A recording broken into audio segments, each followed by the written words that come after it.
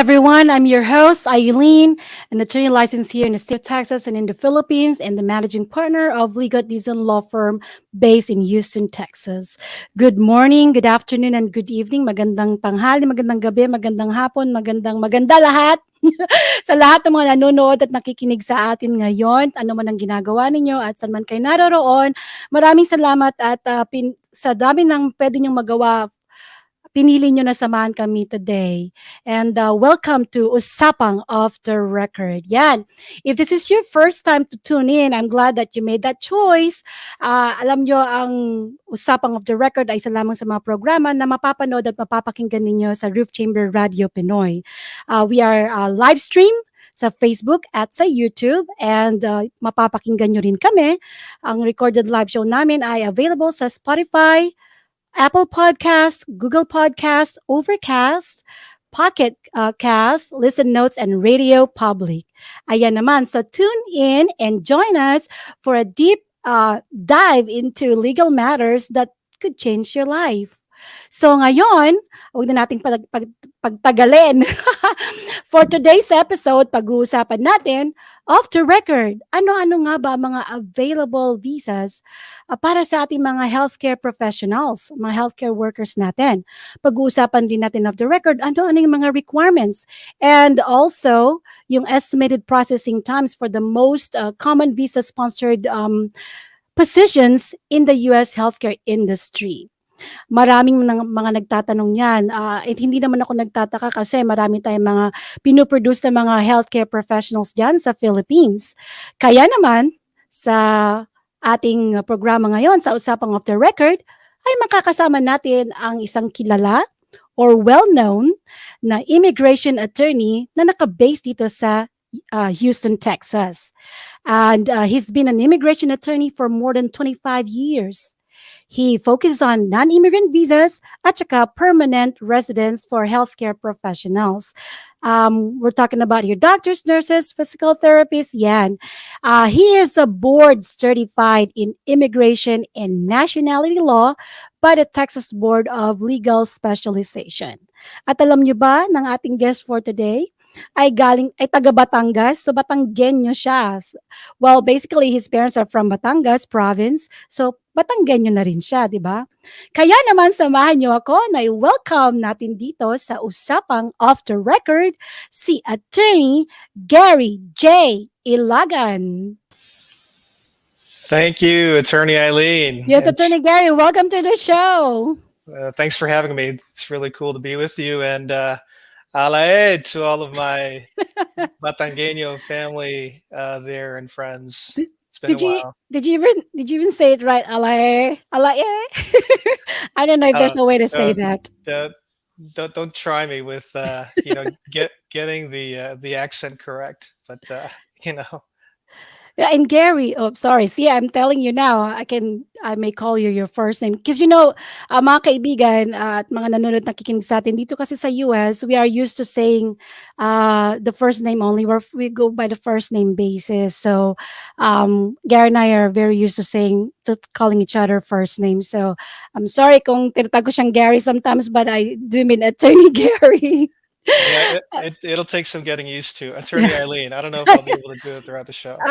Well, I'm telling you, I can't. I may not. Okay, so Gary, so immigration. I just want to ask this. Was it your first choice to be an immigration attorney? By the way, or it's just so happened that you like the industry or this field of law? I think when I was in law school, I wanted to be a litigator. I was looking into doing that and maybe, being a prosecutor with the district attorney's office. But my first job was with an immigration law firm. And even while I was in law school, I was fielding so many questions on immigration law from family and friends. And I tell them, I don't know. I mean, I really have no idea. I took the class, but it's not the same. And getting exposed to it, out of law school and just working it, I just fell in love with the practice, and I've been doing it for a long time now. Yeah, and I agree. It's different when you're in law school, and it's different when you're already in, actual practice. And plus, you're your like Phil your parents are Filipinos, although you're born here. So basically, you can't avoid that. Filipinos are going to be asking help from you, right? Did you have that kind of experience? I did, and it's just and it's my way of getting involved in the field has really been sort of a way of giving back and honoring my family, my parents, and paving the way for me and my brothers and other family members. I mean, we're all products of the U.S. immigration system, whether we were born here, or followed. So it's been very gratifying, and not just representing Filipinos, but it's representing people from all over the world, and I love that. Yes, of course. And para sa kalaman ng lahat, Gary is very much involved in the community, and not just Filipino community, Asian, and so many others, right, Gary? Yeah, yeah. So, we're very active with the Philippine American Chamber of Commerce, Texas. Been doing that for many years. Great organization, very strong throughout the state of Texas. I'm also involved with the Asian Chamber of Commerce, Greater Houston Partnership, other groups. I mean, I've been involved for so many years, and I just enjoy giving back. Yes, I'm part of the Philippine American Chamber of Commerce also. So that's where I met Gary, and I just like the way the Philippine American Chamber of Commerce are helping Filipinos, small business owners here in Texas, not just in Houston, because there are different chambers in different parts of Texas. So maybe we can talk about that later on, as when we have time. But yeah, and there's a lot of Filipinos here in Houston, and mostly are in the healthcare industry. We have a lot of nurse friends from the who are nurses, physical therapists, and other healthcare professionals. And you're familiar, of course, we all know what happened with for the last 3 years. This is the third year now we've been into this pandemic. COVID-19 pandemic has actually powered unprecedented demand for all these skilled workers, professionals in the healthcare industry. So there's a big demand for them. That's why I'm not surprised why we have a lot of nurses and other healthcare professionals who wanted to come over here and work. And sometimes it's by necessity also, because we need more nurses here. There's a high demand. I don't think this pandemic is going to go away this year. Not yet, probably. So or even after pandemic, we might need more nurses or other healthcare professionals to help us, go through this recovery. I guess I'm not sure if we can call it recovery. um, so yeah. Anyway, so speaking of healthcare professionals, Gary, um, here I am now. I'm diving into the, All right, let's go. the yes. Let's go to our serious topic for today. So anyway, before we really kind of dig deeper into the what the law says, we want to make sure that we are understanding the terms we're using here. So Gary, who are the healthcare professionals that we're going to be talking about today?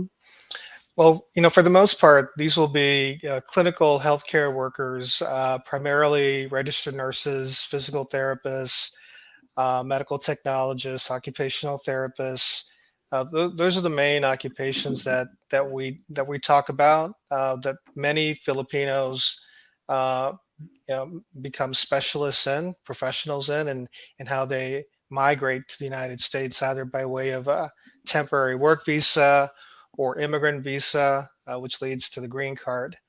But like you were saying earlier, the demand, the demand for healthcare workers has really skyrocketed during the pandemic, but it was already really, really high. I mean, the demand was high pre-pandemic, and Even before, it's yeah. only gotten worse, and it's been very hard to get people here because of all the delays caused by the pandemic, interviews not being scheduled, and that kind of thing.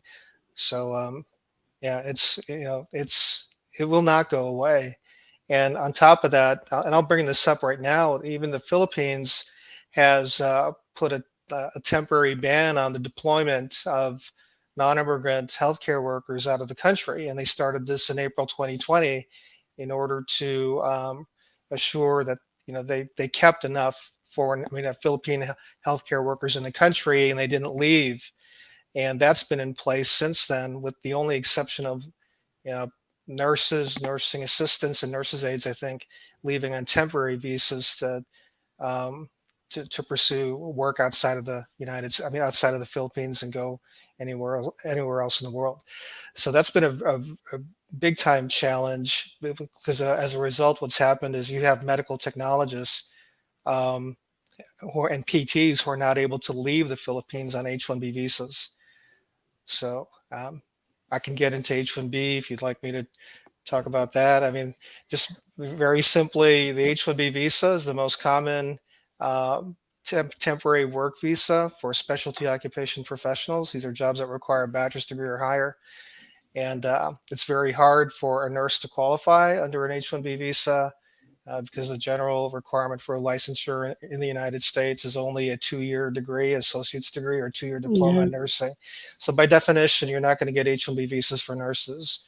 You might get some nurse practitioners, advanced practice nurses who qualify for the H1B, maybe some nurse managers too. But for the most part, you're not going to get your H1Bs for RNs. You're mostly targeting occupational therapists, physical therapists, medical technologists, speech language pathologists as well. But those are the main ones. And the problem is they can't leave the Philippines right now because of the temporary ban that's been in place in the Philippines. That's right. So, well, for those who are watching us and listening to us and who are not very familiar with the terms, why don't we just go ahead and explain to them first the difference between, because I've been asked this question many times, like what's the difference between immigrant and non-immigrant visas? Yeah, sure. So very basically, a non-immigrant visa is a temporary visa with a limited period of stay in the United States, and we have non-immigrant visas for virtually every letter of the alphabet. Just about right. And then Yes. and then in contrast, immigrant visas are visas issued also at the U.S. Embassy in Manila that when you land in the United States with that immigrant visa, you will get the green card, the permanent resident card, within a few weeks of arrival. So that's and immigrant visas are they're a little bit more limited, and the most common immigrant visas are going to fall under what we call the third preference for professionals and skilled workers. Yes, So and we're the gonna main difference. yeah, we're gonna go into details, a little bit details on that one. So now we know the difference between immigrant and non-immigrant. There's another question that I was asked in the past, that is it possible for a non-immigrant visa reissued to convert or change into an immigrant visa later on? Yeah, so that's a very common scenario.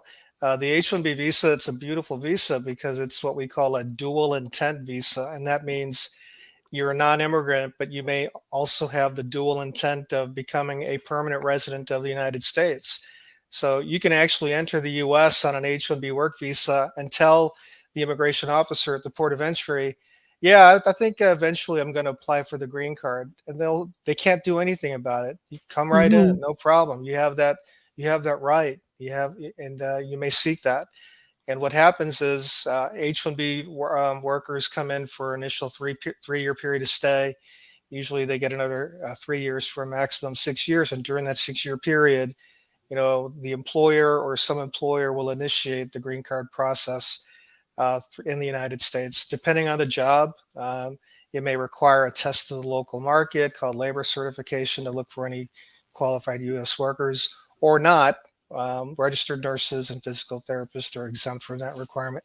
Maybe getting a little bit too deep, but it's Yeah, possible to we're, we're, convert. we're gonna Yeah, save that for the yeah, nurses and the yeah. physical therapists. Yeah.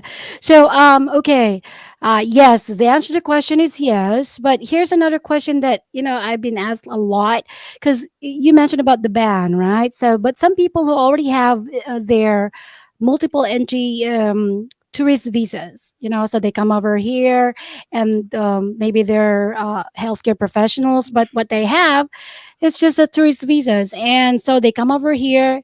And you mentioned about dual intent, so maybe we can talk about that in relation to this one, because um, it what if they, when they come over here, they found an employer who's willing to petition them? Is that possible for them not to go back to the Philippines and just change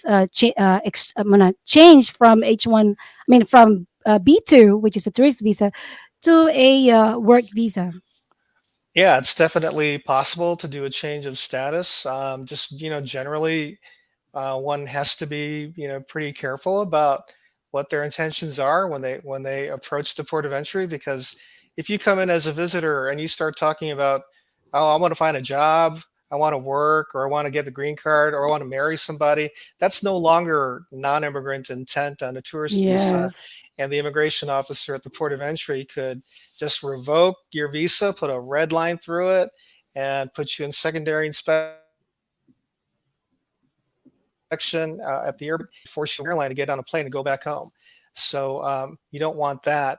But it is possible after a certain period of time to change status. But it gets complicated because if you're trying to change status to H1B and your employer is subject to an annual H1B cap, there's only a limited time during the year wherein a cap subject employer can file a registration for the H1B cap, and that's during the first 3 weeks of March of every Mhm. year. So, the timing of being able to change status is difficult because the start of the fiscal year is October 1. If you wanted to do a change of status, you'd have to be in valid B2 visitor Yes, status in October in order to do the that's right. change. But I know I'm getting a little deep here, but most healthcare employers, major hospitals, are nonprofit institutions, so they are usually exempt from the H1B cap, and they can file H1B petitions year round. But if you're a private employer, private practice, like a home health company or something like that, then you have to worry about the H1B cap and time the filing of that appropriately. Some not help who want to enter the U.S. on a B2 visitor.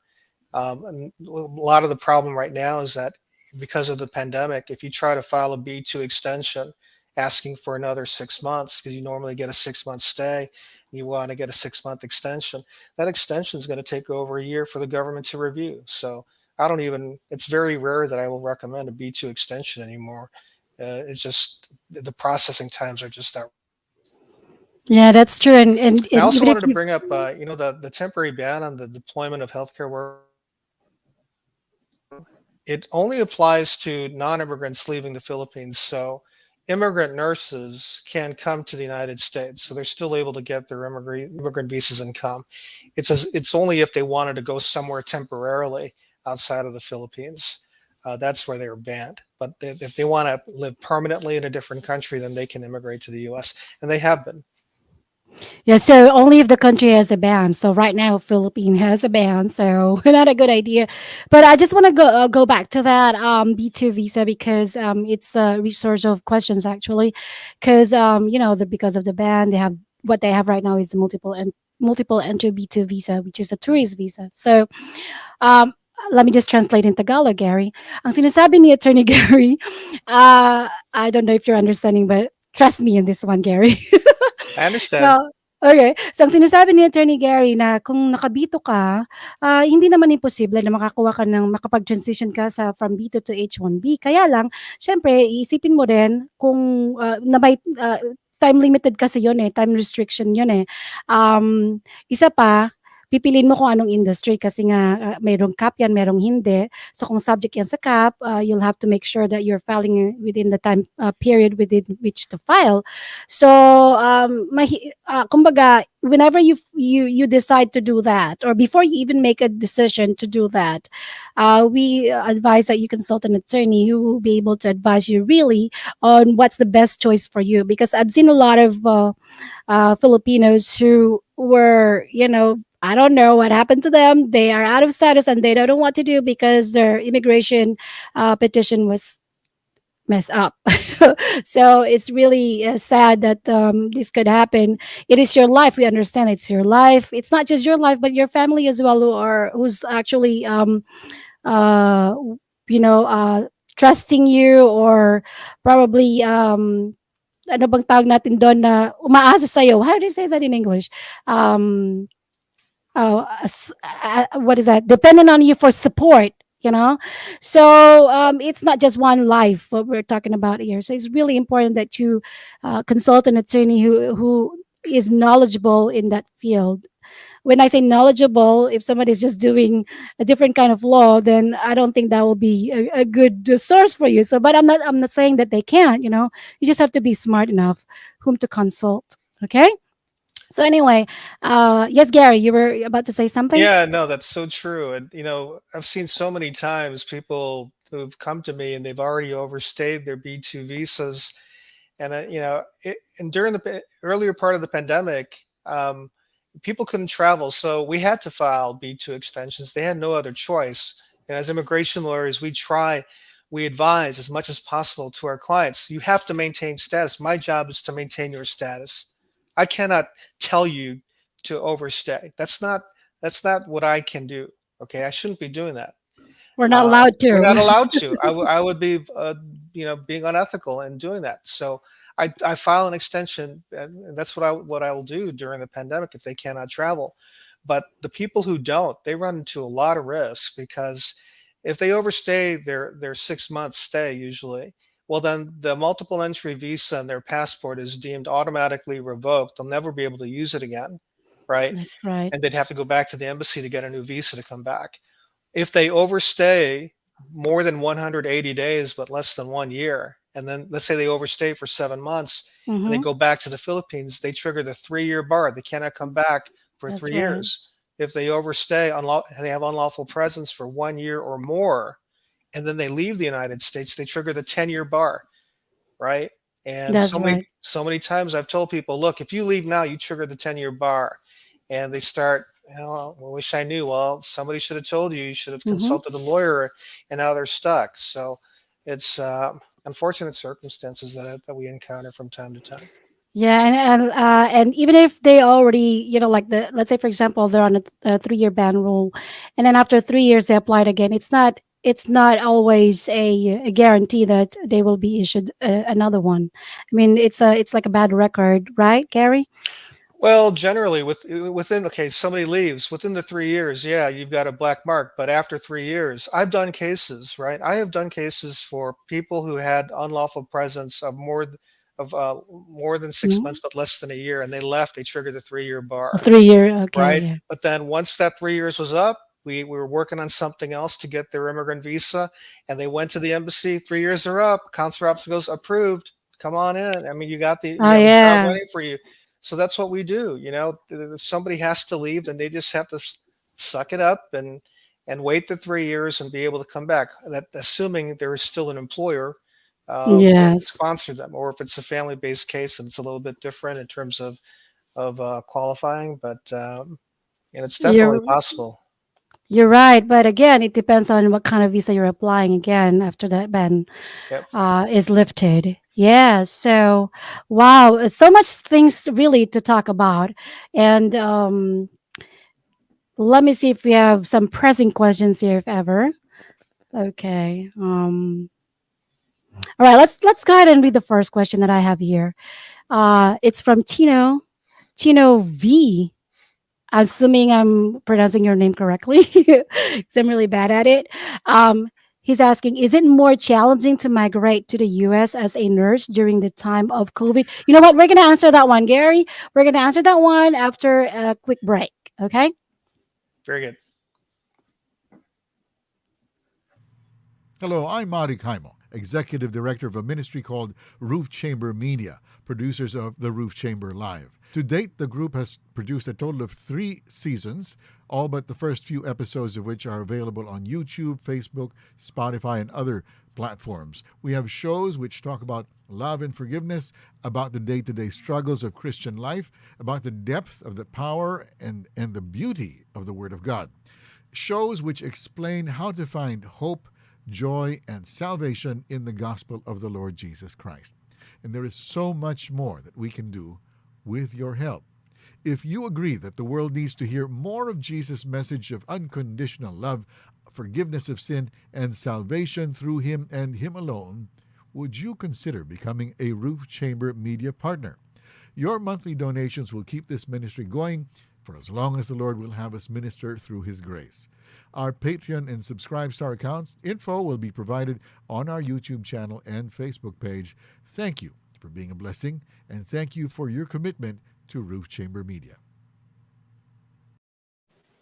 And we're back, and we're still with attorney Gary Ilagan here today at Usapang After Record.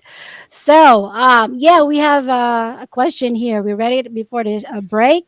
Let's read that again. Is it more challenging to migrate to the U.S. as a nurse during the time of COVID? So, you want to go ahead and answer that, attorney Gary? Yeah, I mean, yes and no. Yes, because of how long it takes, and COVID has really slowed things down at the U.S. embassies, at all of the U.S. embassies and consulates throughout the world, but in particular Manila.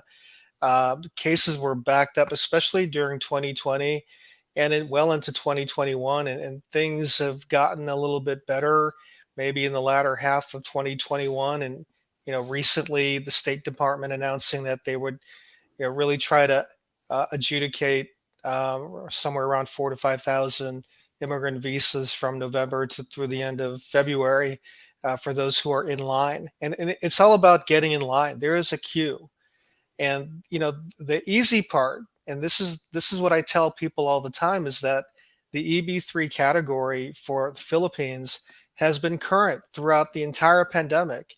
And historically, the employment-based third preference category was usually backed up, retrogressed, meaning that there is a delay, there's a cutoff date on the visa bulletin, upwards of like 8, 9 years, as I recall, back in the early 2000s into 2010 or so, and from 2010 to maybe 2020, sometimes EB3 would be backed up a few years.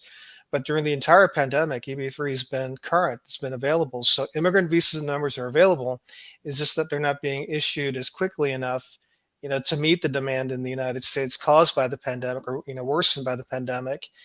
And hopefully over time that'll improve. But if you haven't already started and you're a nurse, you need to get your documentation, your qualifications are in order. And if you have not passed the U.S. NCLEX, the nursing licensing exam, you're not going to be considered by any hospital. So you should start off by taking the NCLEX exam and eventually getting the visa screen certificate, which is another document that makes you admissible to the US. You get those two things, you're going to be very marketable to a US employer in need of nurses. Yes, and since Attorney Gary already mentioned about EB3 and a little bit about the requirements there, so who are qualified for an EB3 visa, by the way? Okay, so EB3 visas are primarily professionals who have a bachelor's degree, or skilled workers who have a 2-year degree, like an associate's degree, or 2 years of experience. But vast majority of registered nurses fall under EB3. And same with medical technologists, others who will be advanced degree holders, or occupational therapists usually, some physical therapists. But EB3 is the most common category for healthcare workers to get immigrant visas for out of the Philippines. Yeah, so kind of mentioned about the EB3 and the nurses, and I've got these questions a lot. Like, is there a way, or is it? I think it's related to the question that I was asked about the processing time. So for nurses, is there a faster way other than? Well, of course, they have to qualify. They have to comply with all the requirements. So you want to talk about that, because I know this is more on current right now as to bringing nurses here in the U.S. Yeah, so I mean, if somebody's really just very qualified, they meet the requirements, and an employer is ready to go, getting an immigrant petition to the point of being approved by USCIS, U.S. Citizenship and Immigration Services. I mean, that could take like 7 to 12 months, depending on how you file. If the employer decides to file it under premium processing, which is a very expensive $2,500 expedite fee to force immigration to review the petition in 15 calendar days. And then that's great. If you get the it's called the I-140 immigrant petition approved, then the file is sent off to the National Visa Center, which is part of the U.S. State Department. And that's where they do the immigrant visa work. It's sort of a clearinghouse for all the documents. So everything's done all electronically, and that's pretty easy to do. That could take a few, maybe 3 to 6 months to complete, depending on how how the documents are for the nurse and the family. But then the biggest part probably will be waiting for that immigrant visa interview out of Manila. So, with things backed up, that I don't know. I mean, it could you could be waiting 6 to 12 months, Or even longer. or Yeah, longer, or I've heard like longer. about 2 years, I guess, Yeah, or yeah, yeah, that's how long is the waiting time. yeah, yeah. I mean, it's definitely long. Yeah, I think we had 2021 cases that are out there for sure.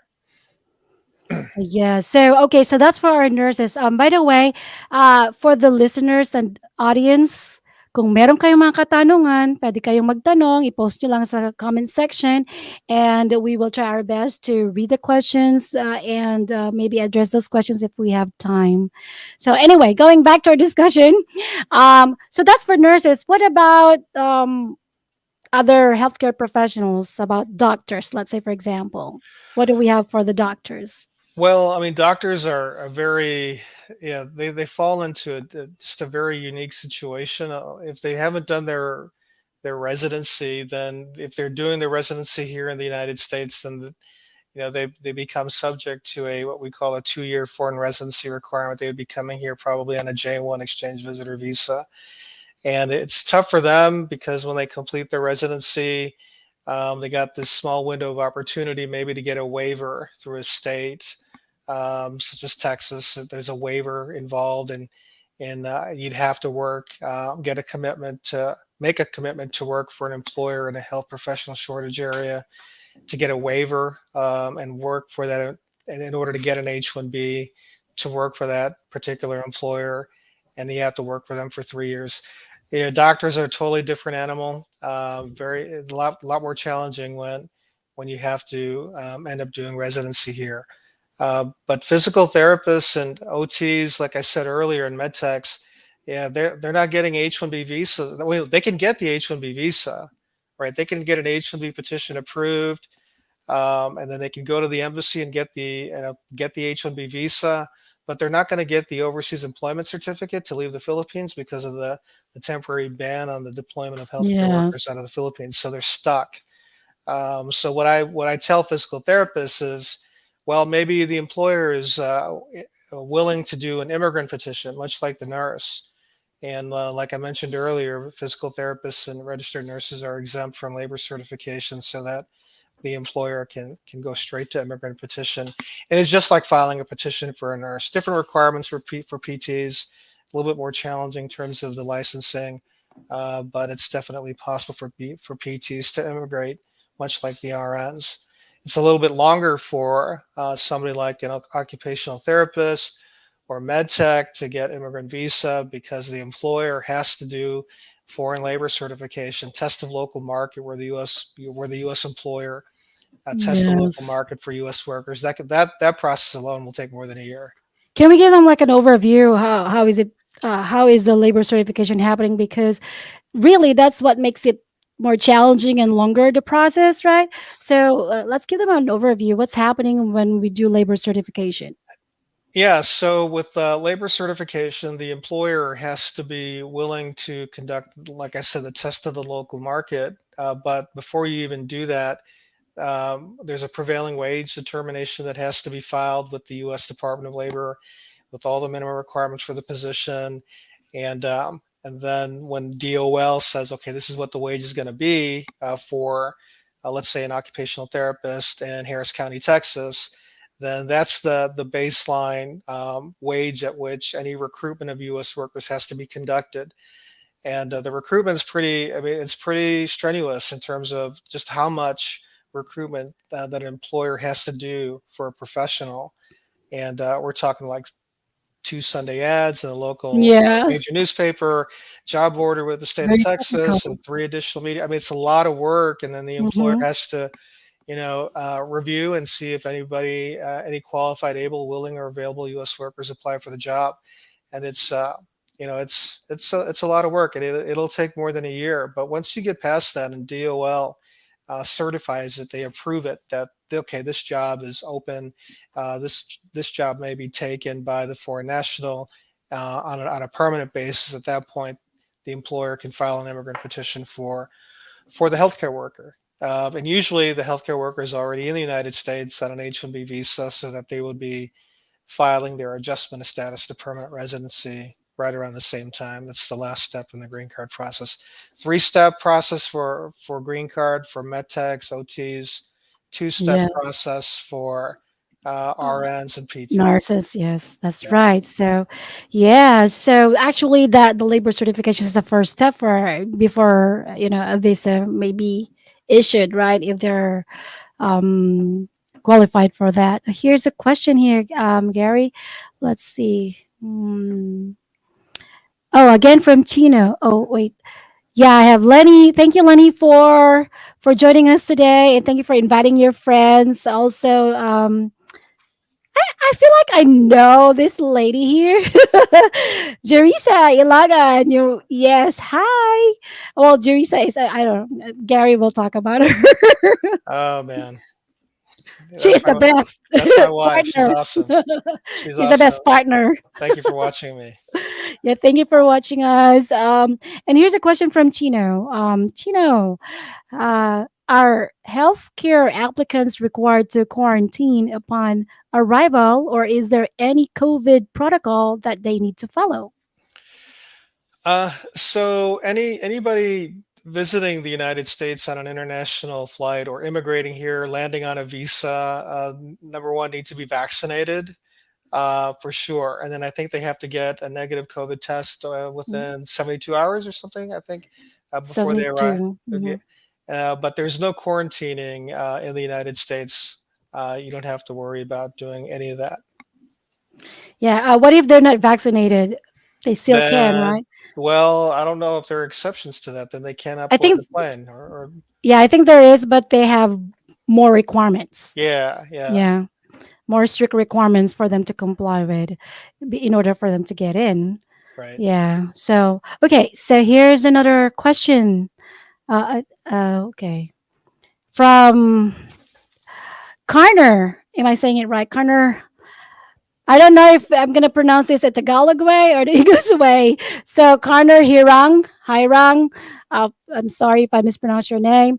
He said, how long will it take to get a tourist visa now?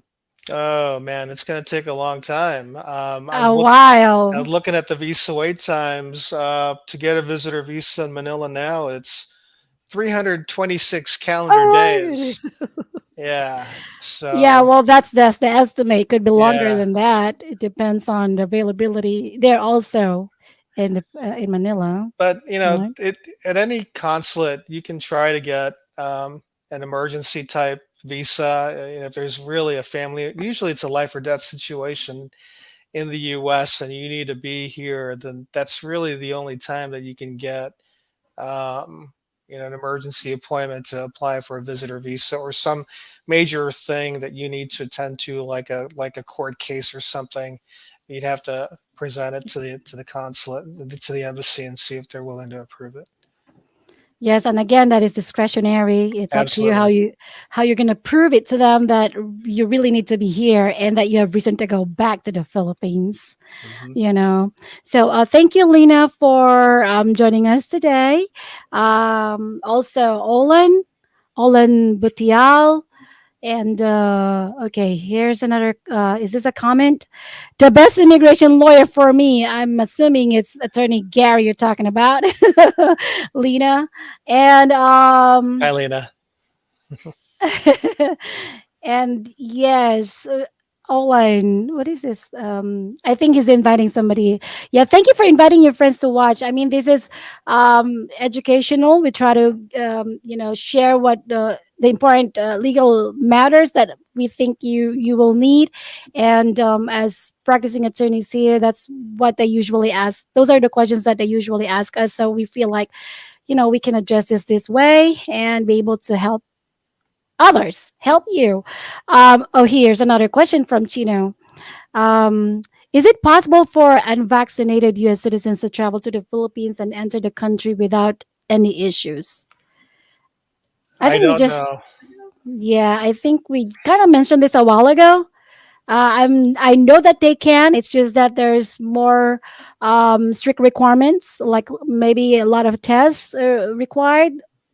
So, but we don't have that information right now. But if you want, we can share that later on as soon as I get to my um, what browser and do my research. I may be able to share that with you. But I know there's a way, but there's a lot more requirements for them to comply with. Yes, and okay, so I guess we will continue our conversation. It's a very big topic, so we encourage you to ask questions. That way, we'll be able to address your questions as long as we have time. um, yeah, but let's pause for a break. Hi, we are so pleased to be with you. Thank you for being with us. We want to invite you to be part of the Difusión Latina, Portal de Fe.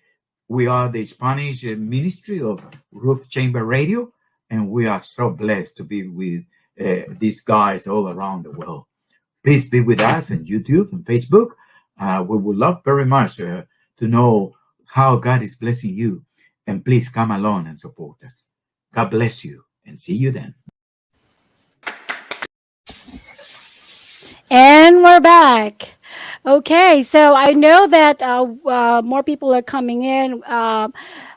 My friends, mga kababayan, kaibigan. Our show is from 9 o'clock a.m. here in Texas Central Time, and in the Philippines it's 11. And we only about like 45 minutes to an hour show, not more than an hour. So, if yeah, I encourage you to tune in on time, don't not Filipino time, but on time. Okay, so do we have any question here to address? Let's see. Okay, I think we addressed those questions now. Gary, I guess my question for you now is, what message do you have for our healthcare professionals who are wanting to come over here and work? What do you think is the best advice for them right now?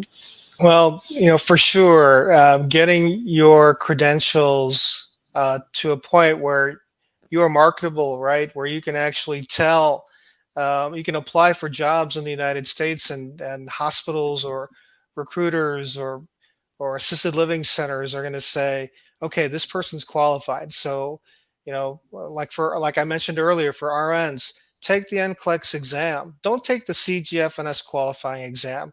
Don't do that. Go straight to NCLEX. It's offered in Manila, right? You can take it. If you're a PT, a little bit more challenging. I think you have to take the exam like in Guam. Um, OT, same kind of thing. It's kind of tough. You might have to go somewhere else to take the NBCOT exam. But if you're a medical technologist, take the ASCP exam, become certified, get that out of the way. Of course, you've got to pass your boards in the Philippines too. If you haven't done that, that's not going to be a good sign to a U.S. employer. So if get that done and out of the way, then take NCLEX. And then probably the biggest thing, one of the biggest things, is English, right? Not The getting IELTS. your English, Mhm. yeah, the English I scores to a Yeah, point also.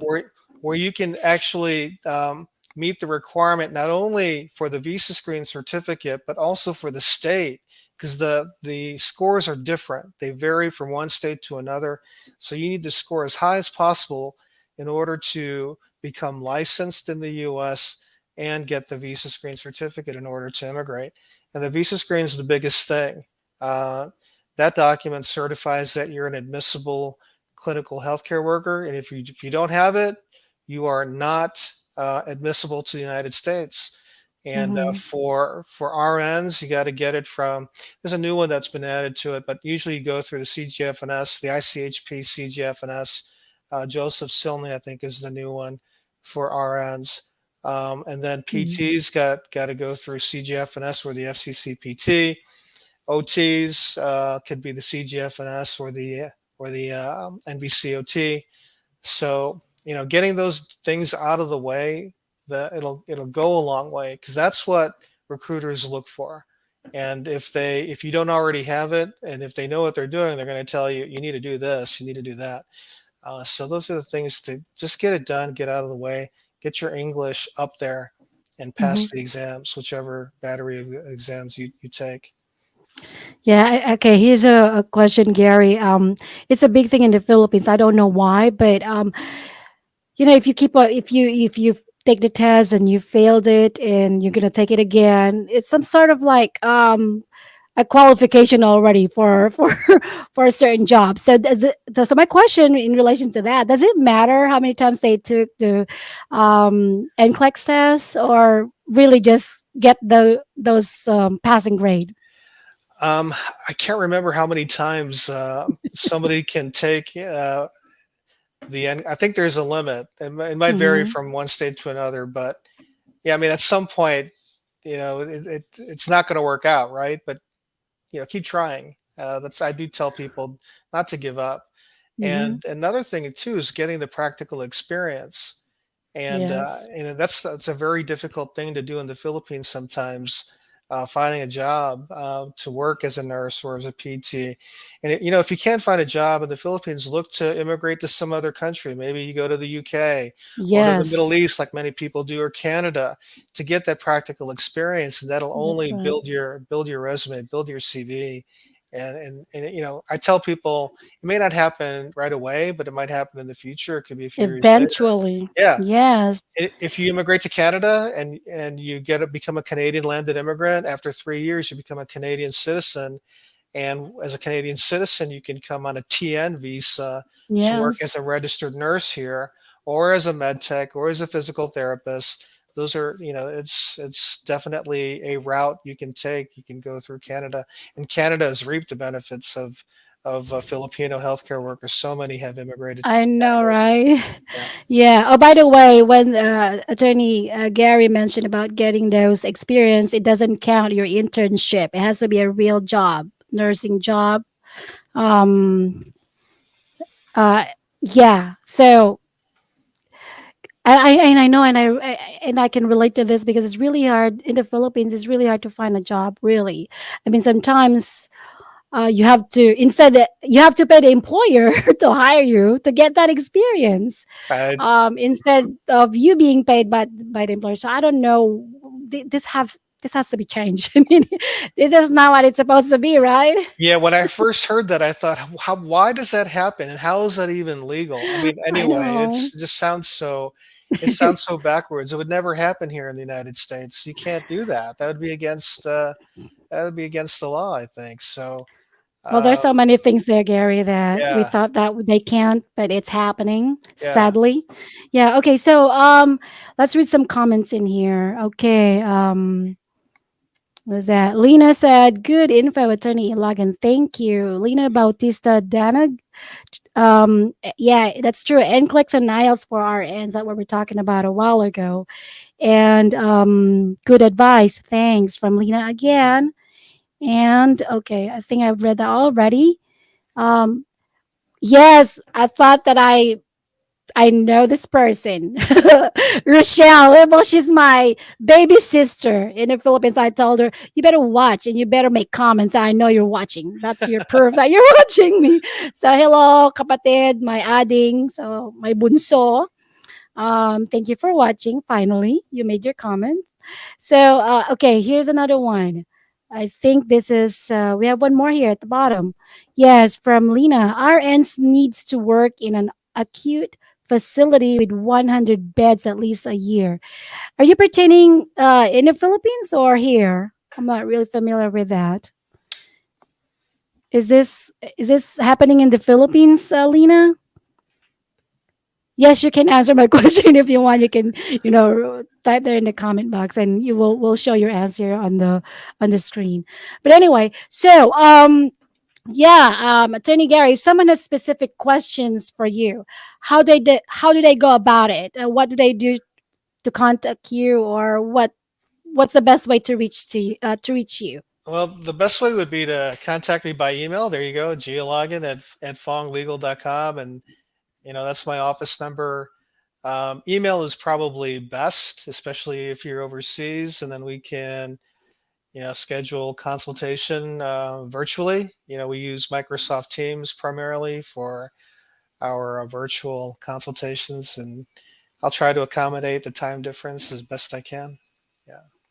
Yes, the time difference is actually the very, very challenging one. Hmm. Yeah. And if you have questions for me, please visit legaldecentlaw.com. You can send me a message there. You can contact me there.